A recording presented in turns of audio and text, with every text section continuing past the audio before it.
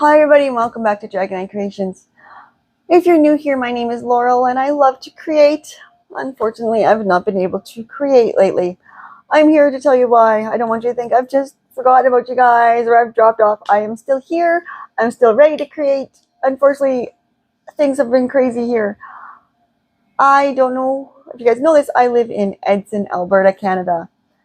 Alberta right now is on fire. Basically, our whole province has fires everywhere. We right now have, I wrote it down so I don't forget, we right now have 93 active wildfires, and 27 of these are considered out of control. I do have some that are very close to home. I've got, we have one that is southeast to us, 14 kilometers away. This one is over 77,000 hectares big. This one is a very big fire. We also have some to the east of us. We've got one that's over 9,000 hectares. We've got another one that's 2,400 hectares. There's just fires all around us. We did have an occasion last week where we had the two communities to the east of us were evacuated. Evansburg and Wildwood were evacuated to Edson. We live in a town of about 8,000 people. So we had two other small towns that were evacuated to our town. So it's a lot of extra people in Edson. On Friday, our town was full of smoke, so full of smoke. You couldn't even see across the street. It was just a yellow haze. It was horrible. The winds were awful. We got our call. We were told to be prepared. We felt like we were prepared. I don't know why we thought we were prepared. We were not prepared. So we got the evacuation order on Friday late afternoon. So first thing, my husband started getting the camper to go together with our niece who lives with us. Our niece has a little bit of disabilities, so she needs a little help. Physically very strong, capable, so she was here helping him get the camper together. She was a lot of help. It was great. My first thing was go get some fuel for the truck. Our car was full. It was good. Truck needed to be a little bit more, so I went to go get fuel. There was already lineups to get fuel. I should have done that beforehand. And then I had to go get my son. That was my other top priority. My son is 24 years old and lives alone, but he does not have transportation right now. So I had to go pick him up. So I got my son. We got back here, which was chaos because the street was just, there's people everywhere. It was just really chaotic out there. So we got home anyways, got everything in the camper, we got everything together. We've got two large dogs. We got a German Shepherd. And if you've ever been around German Shepherds, you know they are very, very vocal. And he has also got extremely high anxiety. So yeah, he was not happy over this whole situation. He likes his routines. He likes to know where he is. We also have another big dog as well. He is a Shepherd mix. He's a little easier going, thank goodness. But we had two big dogs. So we put those in the Kia Soul with me and my son.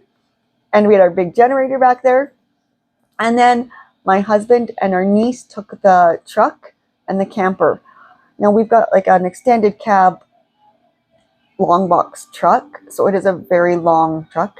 And then you put the 32-foot camper on the back of that, and it is long. So he's ahead of us and he's going, and all of a sudden he calls me just as we're leaving Edson. He's like, we forgot Blossom.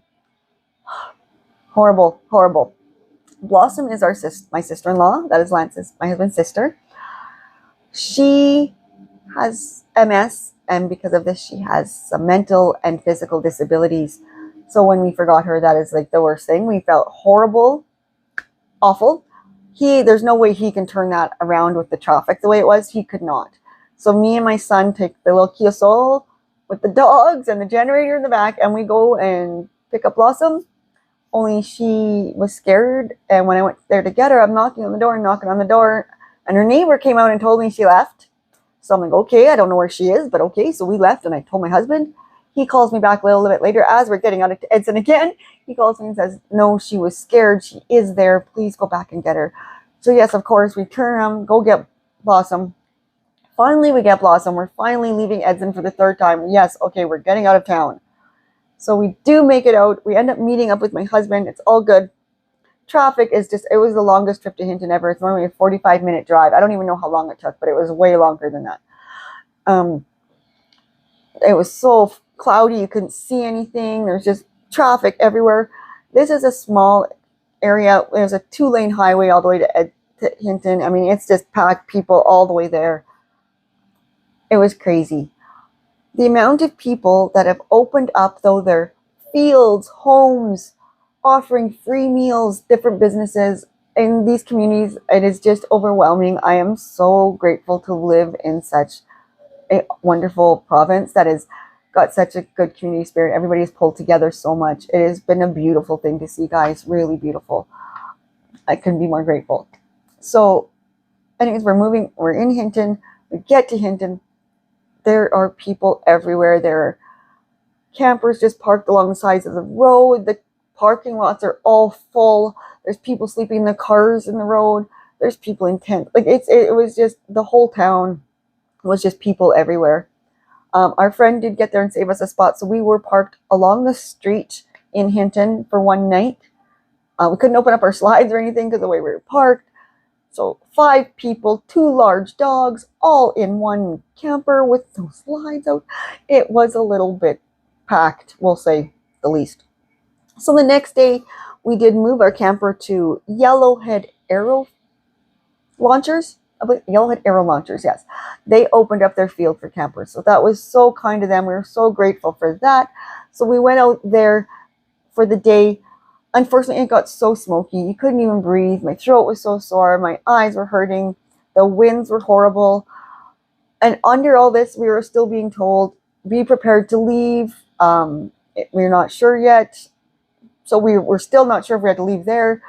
And at this time also, they thought the Edson power plant might be in the way of the fires. So if it hit that power plant, Edson's power would be out, Hinton's power would be out, and Jasper, which is just the community across beside Hinton, it would affect all of them. So it was like there might be power failure. So it was just going to be mass chaos again. So we're still like a little anxious. I'm very anxious. I'm just a high anxiety person. Anyway, I was trying to stay calm, but I'm not good at it. I was really trying. So I was not settled. It was not good. So we did agree with the friend that was with us. She was the same as me. We're like, no, this isn't far enough. We want to go further.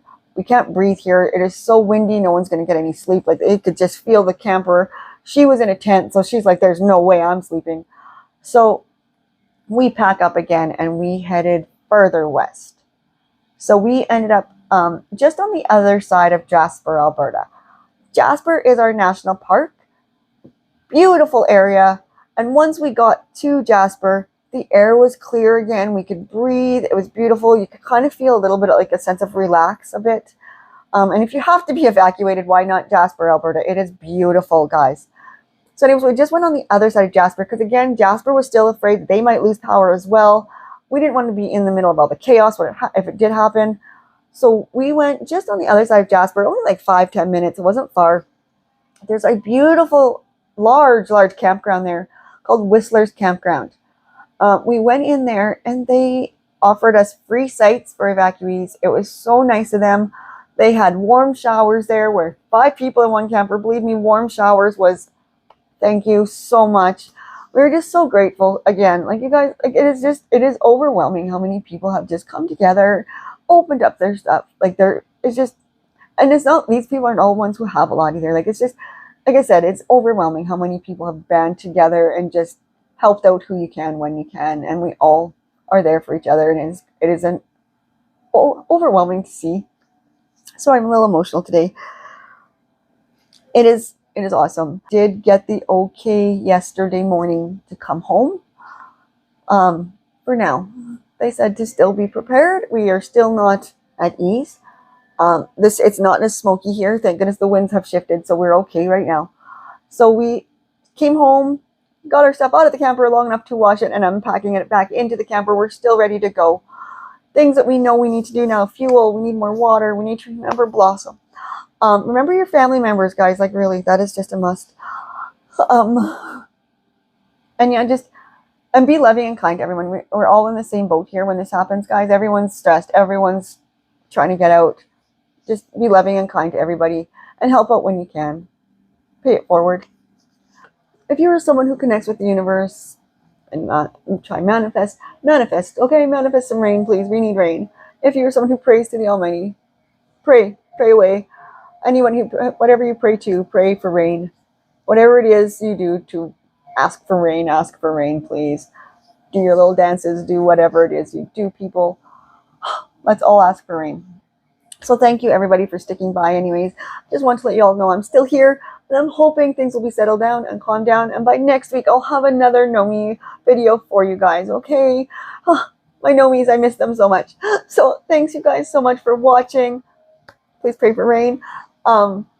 Thank you again, and until our next creation, love to all.